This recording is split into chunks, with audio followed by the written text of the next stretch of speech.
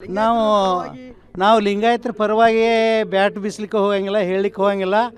ಆದರೆ ಈ ಭಾಗದ ಜನತೆ ಎಲ್ಲರೂ ಇಚ್ಛೆ, ಕೇವಲ ಲಿಂಗಾಯತರದಷ್ಟೇ ಅಲ್ಲ, ಕಲ್ಯಾಣ ಕರ್ನಾಟಕದಲ್ಲಿರ್ತಕ್ಕಂಥ ಪ್ರತಿಯೊಬ್ಬರ ಇಚ್ಛೆ ಏನಂತ ಕೇಳಿದಾಗ ಸನ್ಮಾನ್ಯ ಈಶ್ವರ್ ಖಂಡ್ರೆ ಅವರು ಮುಖ್ಯಮಂತ್ರಿಗಳೇ ಆಗಬೇಕಂತದ. ಅದಕ್ಕೆ ಎಲ್ಲ ನಾವರ ಒತ್ತಾಯ ಮಾಡೇ ಮಾಡ್ತಿದ್ವು. ಮತ್ತು ರಾಷ್ಟ್ರೀಯ ಅಧ್ಯಕ್ಷರಾದ ಮೇಲೆ ಇವತ್ತು ನಿಜವಾಗಿ ಅದು ಮುಖ್ಯಮಂತ್ರಿಯ ಸಮಾನವಾಗಿರ್ತಕ್ಕಂಥ ಕುರ್ಚಿ ಅದು.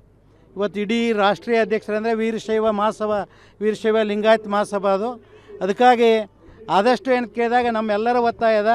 ಎಲ್ಲ ಮಠಾಧೀಶ ಎಲ್ಲ ನಮಗೂ ಒಂದು ಯಾಕಂದ್ರೆ ಅವಕಾಶ ಕೊಡಲೇಬೇಕಲ್ಲ. ಈ ವೀರೇಂದ್ರ ಪಾಟೀಲ್ ಕೊಟ್ಟ ನಂತರ ಇಲ್ಲಿವರೆಗೆ ಯಾರಿಗೂ ಅವಕಾಶ ಕೊಟ್ಟಿಲ್ಲ. ಬೊಮ್ಮಾಯಿ ಆದ್ರೆ ಆ ಭಾಗದ ಬೊಮ್ಮಾಯಿ ಆಗಿದ್ದಾರೆ. ನಮ್ಮ ಭಾಗದಲ್ಲಿ ಈ ಭಾಗದಲ್ಲಿ ಏನು ಕೇಳಿದ ಹೈದರಾಬಾದ್ ಕರ್ನಾಟಕದ ಹಿಂದುಳಿದ ಜಿಲ್ಲೆಯಾಗಿರ್ತಕ್ಕಂಥ ಬೀದರಿಂದ ಇಲ್ಲಿಂದ ಯಾರೂ ಆಗಿಲ್ಲ. ಅದಕ್ಕಾಗಿ ಏನು ಕೇಳಿದಾಗ ಸನ್ಮಾನ್ಯ ಈಶ್ವರ್ ಖಂಡ್ರೆ ಅವರು ಏನಾಗಬೇಕಂದ್ರೆ ಎಲ್ಲ CM ಆಗಲೇಬೇಕು. ಎಲ್ಲ ನೀವಿಬ್ಬರು ಬದಿಗೆ ನಿಂದ್ರಿ. ನಮ್ಮ ಏನು ಸನ್ಮಾನ್ಯ ಈಶ್ವರ್ ಖಂಡ್ರೆ ಅವರು ಅವಕಾಶ ಕೊಡಲೇಬೇಕು ಮತ್ತು ಕೊಡಬೇಕಂತಕ್ಕಂಥ ನಾನು ಎಲ್ಲರಲ್ಲಿ ಇಲ್ಲ, ನಾ ಅದನ್ನು ಮುಂದೆ ವಿಚಾರ ಮಾಡಿ ಹೇಳ್ತೀನಿ ನಿಮಗೆ. ಇಲ್ಲ ಒತ್ತ ಇದ್ದರೆ ಎಲ್ಲ ಮಠಾಧೀಶರ ಸಜ್ಜಾಗಲಿ ಬಿಡ, ಅಥವಾ ನಾವೆಲ್ಲ ಕೆಲವೊಂದು ಮಠಾಧೀಶರು ಕೂಡಿ ಖಂಡ್ರೆ ಅವ್ರ ಹಿಂದೆ ಎಲ್ಲ ಮಠಾಧೀಶರು ಇದ್ದಾರೆ, ನಿಂತಿದ್ದೇವೆ ಎಲ್ಲರೂ ಅದಾರ. ಅರಣ್ಯ ಸಚಿವರು ಮತ್ತು ನಮ್ಮ ಬೀದರ್ ಜಿಲ್ಲೆಯ ಉಸ್ತುವಾರಿ ಸಚಿವರಾಗಿರ್ತಕ್ಕಂಥ ಸನ್ಮಾನ್ಯ ಈಶ್ವರ್ ಬಿ ಖಂಡ್ರೆ ಅವರು ಕಲ್ಯಾಣ ಕರ್ನಾಟಕದಲ್ಲಿ ಧೀಮಂತ ನಾಯಕರಾಗಿ ಹಲವಾರು ಪ್ರಗತಿಪರವಾಗಿರ್ತಕ್ಕಂಥ ಕೆಲಸಗಳನ್ನು ಮಾಡಿ ಅರಣ್ಯ ಸಚಿವರನ್ನೋದು ಕೇವಲ ಕರ್ನಾಟಕ ಅಷ್ಟೇ ಅಲ್ಲ, ಇಡೀ ಭಾರತ ದೇಶಕ್ಕೆ ಪರಿಚಯ ಮಾಡಿಕೊಟ್ಟಿರ್ತಕ್ಕಂಥ ಶಕ್ತಿ ನಮ್ಮ ಸನ್ಮಾನ್ಯ ಈಶ್ವರ್ ಖಂಡ್ರೆ ಅವರಲ್ಲಿದೆ. ಈಶ್ವರ್ ಖಂಡ್ರೆ ಅವರು ಸರಳ ಸಜ್ಜನಿಕೆ ವ್ಯಕ್ತಿಗಳು ಅಷ್ಟೇ ಅಲ್ಲದೆ ಬಡವರ ಬಂಧುಗಳಾಗಿದ್ದಾರೆ.